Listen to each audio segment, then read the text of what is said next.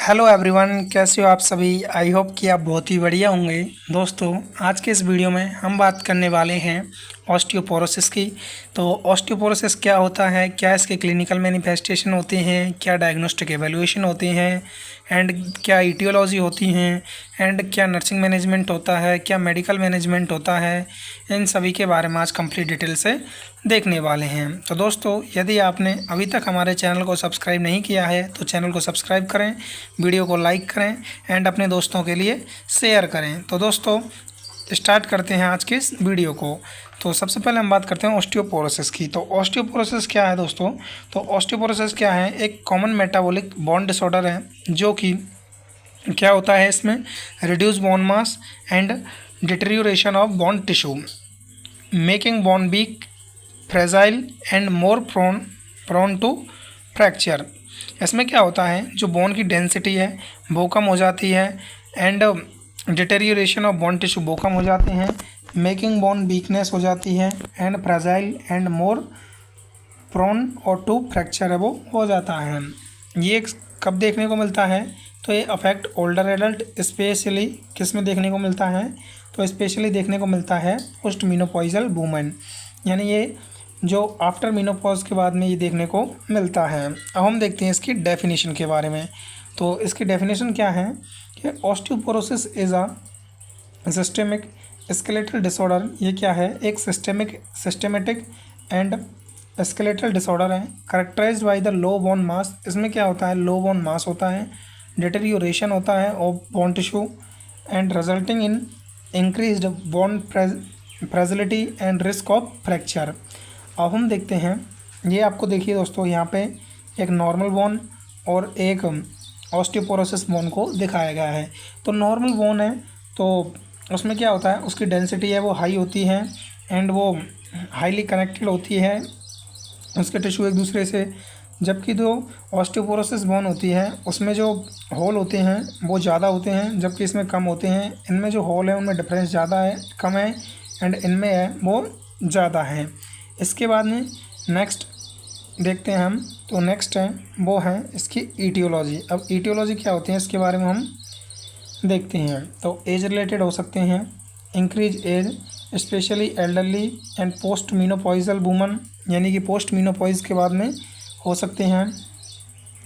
Hormonal factor हो सकते हैं, जैसे कि हार्मोनल फैक्टर में क्या हो सकते हैं? तो एस्ट्रोजन आफ्टर मीनोपॉइज वो कम हो जाता है एंड टेस्टोस्टेरोन एंड मेन में। फीमेल में एस्ट्रोजन हार्मोन कम हो जाता है आफ्टर मीनोपॉज एंड मेल में टेस्टोस्टेरोन कम हो जाता है। एंड अगला है वो है न्यूट्रिशनल फैक्टर। और न्यूट्रिशनल फैक्टर में क्या है? तो न्यूट्रिशनल फैक्टर में कैल्शियम डेफिशिएंसी हो सकती है, विटामिन डी की डेफिशिएंसी हो सकती है, लो प्रोटीन इंटेक हो सकता है। एंड लाइफ स्टाइल फैक्टर में कौन कौन से हो सकते हैं? तो लाइफ स्टाइल फैक्टर में हो सकते हैं फिजिकल इनएक्टिविटी एंड स्मोकिंग हो सकता है। एंड कौन कौन से ड्रग्स से ऑस्टियोपोरोसिस हो सकता है? तो उनमें है long term corticosteroid use and anticonvulsant, corticosteroid से हो सकता है और एंटी कन्वल्जेंट से ये हो सकता है। इसके बाद में अब हम देखते हैं अदर रिस्क फैक्टर में। तो इसके अदर रिस्क फैक्टर क्या हैं? वो हैं family history of osteoporosis and low body weight या BMI, body mass index. BMI की फुल फॉर्म क्या है? Body mass index. इसके बाद में अब हम देखते हैं इसकी पैथोफिजियोलॉजी को। तो पैथोफिजियोलॉजी में क्या है? रिस्क फैक्टर या एजिंग ये हो सकते हैं, जिसे हम ड्यूटियोलॉजिकल फैक्टर में लिख सकते हैं। इसमें क्या होगा? एस्ट्रोजन का लेवल है वो डिक्रीज़ होगा एंड एस्ट्रोजन का लेवल जो डिक्रीज़ होगा तो इंक्रीज़ होगा क्या? Osteoclast activity. Osteoclast activity increase होने से क्या होगा? इंक्रीज बोन रिजॉर्प्शन, बोन का रिजॉर्प्शन है वो इंक्रीज़ हो जाएगा। इससे क्या होगा? जो बोन मिनरल डेंसिटी है वो कम हो जाएगी। अब बोन मिनरल डेंसिटी कम होगी तो क्या होगा? Thin, porous and weak bone. अब बोन वीक होगी क्योंकि उनमें मिनरल, बोन के जो मिनरल की डेंसिटी है उन वो है कम होती जा रही है, जिससे क्या हो सकता है? रिस्क ऑफ फ्रैक्चर है वो हो सकता है। अब हम देखते हैं इसके क्लिनिकल मैनिफेस्टेशन को। तो ऑस्टियोपोरोसिस का क्लिनिकल मैनिफेस्टेशन क्या है? तो ऑस्टियोपोरोसिस में जो पहला है वो है ऑप्टन एसिम्प्टोमेटिक इन अर्ली स्टेज। ये अर्ली स्टेज में एसिम्प्टोमेटिक होता है एंड इसका पता नहीं लग पाता है। बैक पेन हो सकता है, यानी इसमें बैक में पेन हो सकता है। लॉस ऑफ हाइट, हाइट का लॉस हो सकता है। काइफोसिस या स्टुप्ड पोस्चर। अब काइफोसिस क्या होता है? कुबड़ापन। जैसे कि ये पेशेंट नॉर्मल है तो नॉर्मल में यहाँ आपको ये कुबड़ापन है वो नहीं दिख रहा होगा।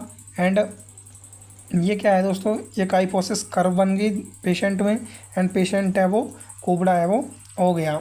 इसके बाद में अब हम देखते हैं नेक्स्ट। तो नेक्स्ट है बोन टेंडरनेस। बोन में टेंडरनेस हो सकती है। Fragility fracture after minor trauma. Fracture commonly occurs at hip and spine और रिस्ट, इनमें देखने को मिल सकता है। तो इसमें जो मोस्ट कॉमनली फ्रैक्चर होते हैं वो कहाँ कहाँ पे होते हैं? तो इसमें जो मोस्ट कॉमनली होते हैं वो हिप में हो सकता है, स्पाइन में हो सकता है और रिस्ट में हो सकता है। एंड देन इसके बाद में नेक्स्ट क्या है? Difficulty in walking and reduced mobility. इसमें मोबिलिटी है वो रिड्यूस हो जाती है। इसके बाद में जो नेक्स्ट है वो क्या है? वो है decrease physical activity and quality of life. इसमें जो फिजिकल एक्टिविटी है वो डिक्रीज़ हो जाती है एंड जो लाइफ की क्वालिटी है वो भी डिक्रीज़ हो जाती है। इसके बाद में हम देखते हैं डायग्नोस्टिक एवेलुएशन के बारे में। तो डायग्नोस्टिक एवेलुएशन में कौन कौन से टेस्ट हैं?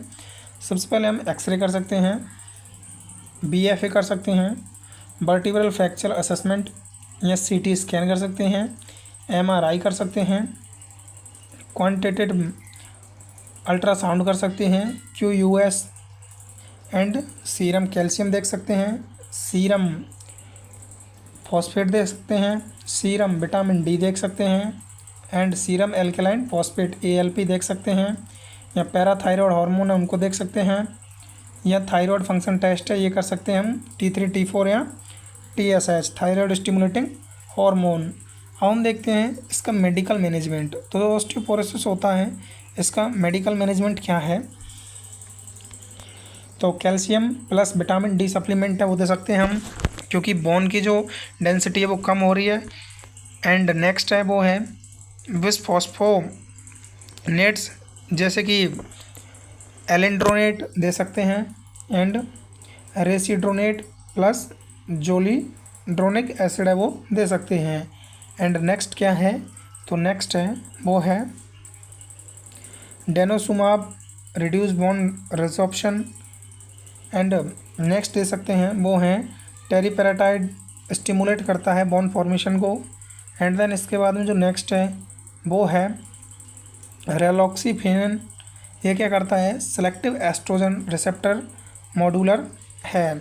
इसके बाद में hormone therapy selected post menopausal women. यदि पोस्ट मीनोपॉइजल वूमेन है तो उसमें हम हार्मोन थेरेपी दे सकते हैं, पेन को मैनेजमेंट कर सकते हैं।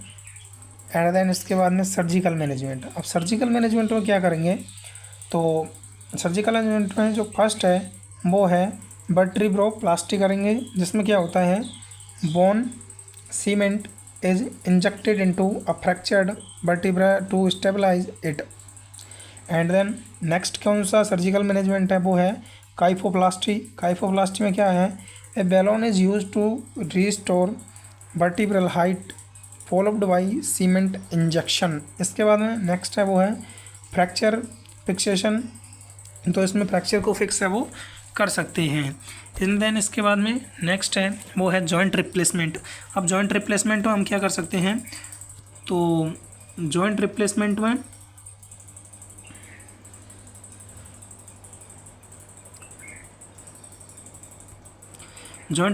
हम कर सकते हैं हेमी आर्थ्रोप्लास्टी कर सकते हैं, और टोटल हिप रिप्लेसमेंट में भी रिक्वायर्ड फॉर सीवियर फ्रैक्चर। यदि सीवियर फ्रैक्चर है तो उसमें हम क्या कर सकते हैं? जॉइंट रिप्लेसमेंट है वो कर सकते हैं। अब हम देखते हैं नर्सिंग मैनेजमेंट। नर्सिंग मैनेजमेंट यानी कि मैनेजमेंट में थर्ड स्टेप, तो assess pain, mobility, posture, risk और फ्रैक्चर एंड प्रिवेंट फॉल। अब इसमें क्या होता है? Keep the environmental safe, use non slip footwear and assist during ambulation. And third है वो क्या है? Pain management as prescribed. जो भी एनाल्जेसिक दी गई हैं उनसे हम पेन को मैनेजमेंट है वो कर सकते हैं।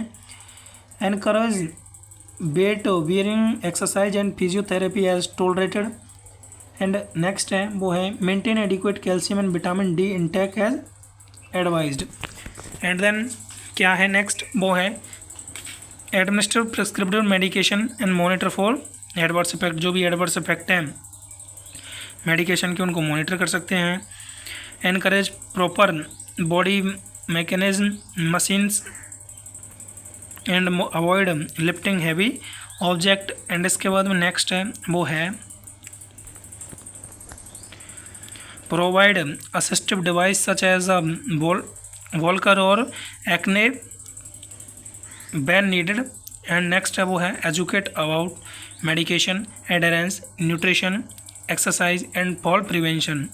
एंड देन इसके बाद में अब हम देखते हैं प्रिवेंशन। तो प्रिवेंशन में हम क्या कर सकते हैं, तो adequate calcium and vitamin D दे सकते हैं।